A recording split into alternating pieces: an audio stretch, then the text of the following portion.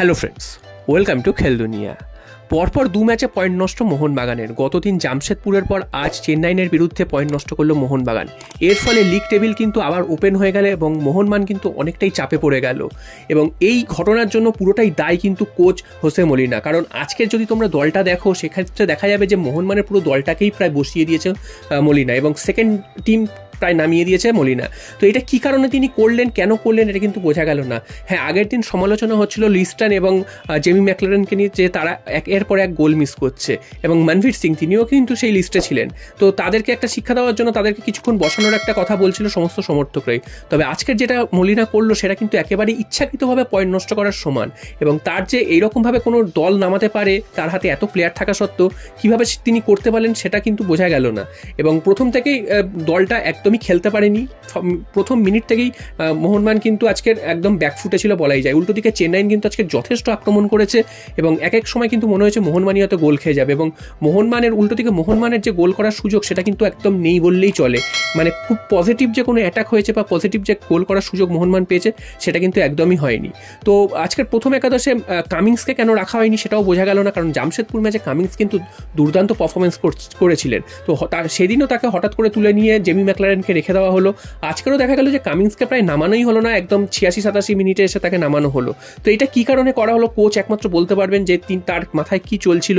এছাড়াও দিমিত্রি পেটাটস, যত কম বলা হয় ততই ভালো। প্রত্যেকটা দিন তিনি খেলতে নামেন এবং প্রত্যেকটা ম্যাচ তিনি কিন্তু একার হাতে নষ্ট করে চলে আসেন এবং তিনি মাঠে রাখা মানে মোহনবাগানের 10 জনে খেলার সমান। তো আজকেরও সেই একই ধরনের খেলা, না তিনি কর্নার নিতে পারেন, না কোনো ফ্রিকিক নিতে পারেন, না তিনি কোনো বল ডিস্ট্রিবিউশন করতে পারেন, কিছুই করতে পারেন না। এবং এইসব প্লেয়ারদের দিনের পর দিন খেলিয়ে যাচ্ছে কী জন্য সেটা কিন্তু কোচ একমাত্র বলতে পারবেন, যেখানে কামিংস এত ভালো খেলার পরও তিনি বেঞ্চে বসে রয়েছেন। এবং জেমি ম্যাকলারেনকেও প্রায় কিন্তু 65-70 মিনিটের পর নামানো হলো।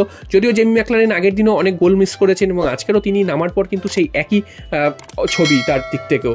এবং মনভীর সিং এবং লিস্টন কোলাসো অবশেষে তাদেরকে নামানো হয়েছিল 65-70 মিনিটের পর, এবং তারা নামার পরেও যে খেলার রং কিছু বদলেছে তা কিন্তু একদমই নয়। লিস্টন কোলাসো আগের দিনও বা এর এতদিন ধরে যেমন খেলে যাচ্ছিলেন সেই একই খেলা, তিনি একাই বল নিয়ে যাবেন, একাই বল নিয়ে দৌড়াবেন এবং শেষ পর্যন্ত তিনি বলটাকে লুজ করবেন। আজকেরও সেই কিন্তু একই ছবি, এবং তিনি কিন্তু কোনো পাস করতে পারেননি, বল কিন্তু মাঠের বাইরে। উল্টো দিকে মনভীর সিং এর খেলা কিন্তু যথেষ্ট পড়ে গেছে।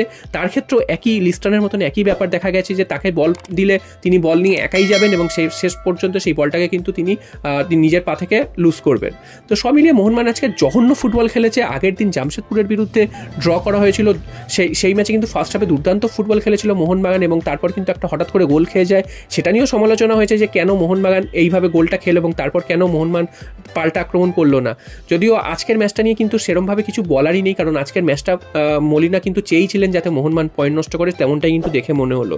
তো সেই কারণে ম্যাচের প্রথম থেকেই মোহনবাগান কিন্তু জেতার মানসিকতা নিয়ে নামেইনি এবং শেষ পর্যন্ত রেজাল্টও তাই হলো। চেন্নাইয়ের বিরুদ্ধে ড্র করার ফলে কিন্তু সেই 1 পয়েন্ট নিয়ে ফিরতে হচ্ছে। এর ফলে কিন্তু যে মোহনবাগান অ্যাডভান্টেজটা পেয়ে গেছিল 7-8 পয়েন্টে, সেই অ্যাডভান্টেজটা কিন্তু নিজেদের হাতেই নিজেরা শেষ করে দিচ্ছে বলা যায়। এরপর কিন্তু গোয়া এবং জামশেদপুর যদি জিততে শুরু করে, সেক্ষেত্রে মোহনবাগানের সাথে পয়েন্টের ফারাক 3 থেকে 4 এসে দাঁড়াবে। তো এরপরে কিন্তু আরও ম্যাচ, মোহনবাগানের কঠিন ম্যাচ বাকি রয়েছে। সেইগুলোতে সব যে মোহনবাগান জিততে পারবে তা তো নয়। তবে এইসব চেন্নাইয়ের মতন দল, যারা নিচের সারির দল, তাদের বিরুদ্ধে যদি 3 পয়েন্ট না নিয়ে আসতে পারে, তাহলে আর কোন ম্যাচে নিয়ে আসতে পারবে। এবং মোহনবাগানের পারফরমেন্স কিন্তু আস্তে আস্তে ডাউন হচ্ছে, এটা বলাই যায়। লিস্টন কোলাসো, মনভীর সিং, জেমি ম্যাকলারেন প্রত্যেকেই কিন্তু গোল নষ্টের একটা প্রদর্শনী। এবং আজকের ম্যাচে তো কিছুই করতে পারেনি কেউ, কোনো ঠিকভাবে পাস দিতে পারছিল না, কোনো গোল করার সুযোগ তৈরি করতে পারছিল না, এবং যার ফলস্বরূপ কিন্তু আজকের এই রেজাল্টটা। তো দেখা যাক আগামী ম্যাচ বেঙ্গালুরু এফসির বিরুদ্ধে ঘরের মাঠে মোহনবাগান আবার জয় ফিরতে পারে কিনা।